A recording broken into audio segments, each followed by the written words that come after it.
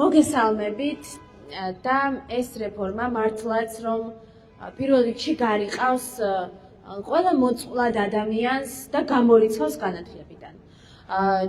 დღევანდელ ხელისუფლებას როგორც ჩანს, ეს ჭირდება კიდეც, იმიტომ რომ განათლებული, მაგრამ ფინანსურად ღარიბი ან სხვაგვარად მოწყვლადი ადამიანი, რომელსაც ისინი ვერ დაასაქმებენ, იმიტომ რომ არ არის შესაბამისი მაღალკვალიფიციური თანამშრომლებზე მოთხოვნა ჩვენს ბაზარზე ვერ მოაწყვეს ეკონომიკა ისე რომ ყოფილიყო ეს მოთხოვნა. ამიტომ ეს ადამიანები, რა თქმა უნდა, ვერ დაასაქმებენ მათ, იმიტომ რომ არ არის მათი ნაცნობები, მათი ნათესავები და ამ ადამიანებს იციან რომ გაუჩნდებათ პროტესტი იმის გამო და კითხვები თუ რა ხდება გარშემო. განათლება ზუსტად ეს არის, განათლება უმაღლესი, ხო, უნივერსიტეტი არ არის ის რომ გასწავლოს ჭრაკერვა ან თუნდაც სარჩელის დაწერა მაგალითად.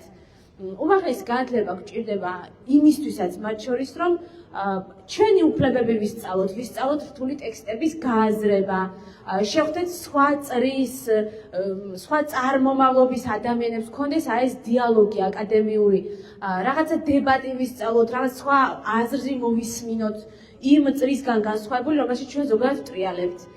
ეს არის პირდაპირ ასევე თვითგანვითარების კონსტიტუციურ უფლებასთან პირდაპირ მიბმული და არა მხოლოდ რაღაც პროფესიის ათვისებასთან, რომ შემდეგ როგორც ნივთმა კონვეიერში გადაინაცვლოს სამუშაო ადგილას. მე ვიტყვი აქ შიშემო პირებზე და ასევე ქალებზე თუ რა გამოწვევა გვექნება. ჩვენ ჯერ კიდევ ვართ იმ საზოგადოებაში, სადაც ბიჭებისგან განსხვავებით გოგოებს არ უშვებენ მაგალითად სხვა ქალაქში სასწავლებლად. არის ჯერ კიდევ ეს. მე პირადად ვიცნობ ოჯახს, რომელმაც ეგ გააკეთა, ანუ თავისი შვილი არ გამოუშვეს თბილისში სასწავლებლად და მოკლედ იმიტომ რომ ქალია და გოგოა და მიმხედავი ჭყალებში არ ყავდა. ეს სხვადასხვა რეგიონში ვლინდება ეს სიტუაცია. ასეთ ადამიანებს ძალიან გაუჭირდებათ, რომ ჩააბარონ და წავიდნენ ქვეყნის მეორე პოლოში ასეთ ქალებს. სადაც ქალაქში, სადაც შეიძლება არ წყავდეთ ვინმე ნაცნობი.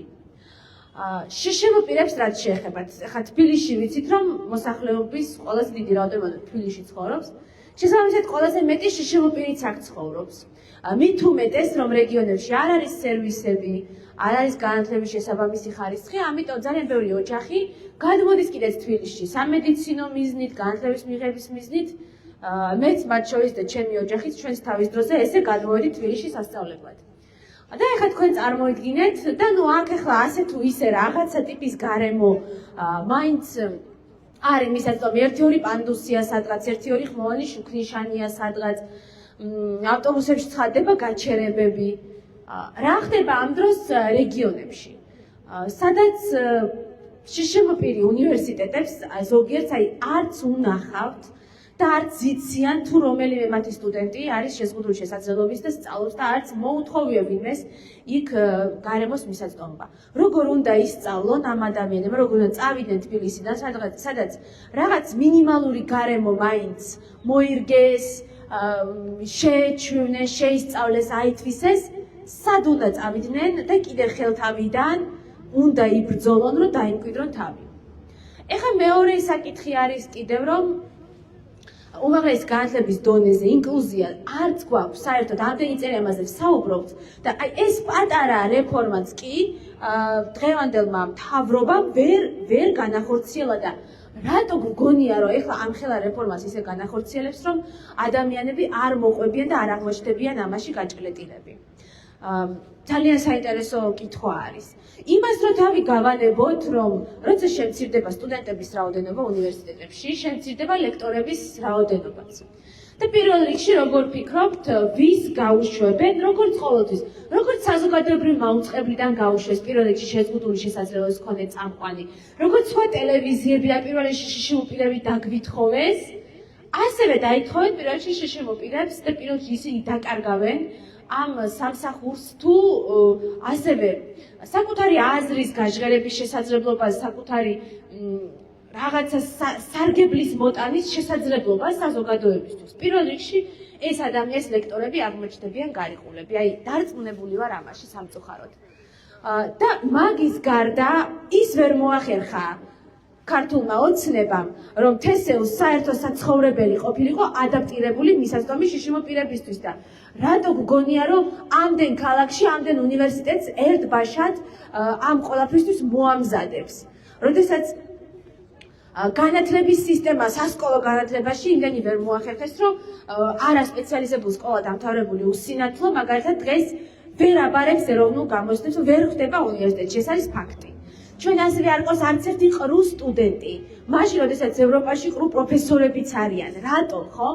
იმიტომ რომ ამისთვის ვერ ამზადებთ სასკოლო სისტემა.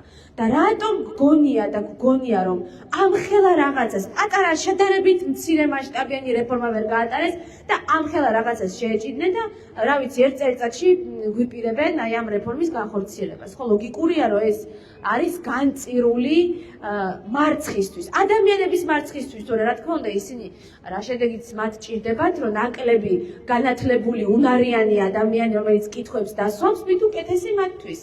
ეს არის მთელი გამოწვევა, რაც ჩვენ გვაქვს დღეს განათლების სისტემაში, იმის გარდა, რომ რა თქმა უნდა თუ ადგილების შემცირდება უნივერსიტეტებში, რა თქმა უნდა, ყველაზე მოწყვლადი ადამიანები, ვისაც სასკოლო განათლებაზე, საუნივერსიტეტო მზაობაზე არ მიუწვდებოდათ სათანადოდ ხელი, ისინი არ მოეჩნდებიან სწორედ უნივერსიტეტების მიღმა.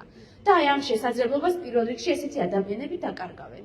აი ამის თქმა მინდოდა, რომ ეს ყველას გვახსოვდეს, რომ ეს უთანასწორობას კიდევ უფრო გააღრმავებს და სხვა შორის ისიც სიმპტომატურია, რომ აი სასკოლო რეფორმებზე რო გვეუბნებიან, რომ მხოლოდ სახელმწიფოს საჯარო სკოლებში იქნება ფორმები.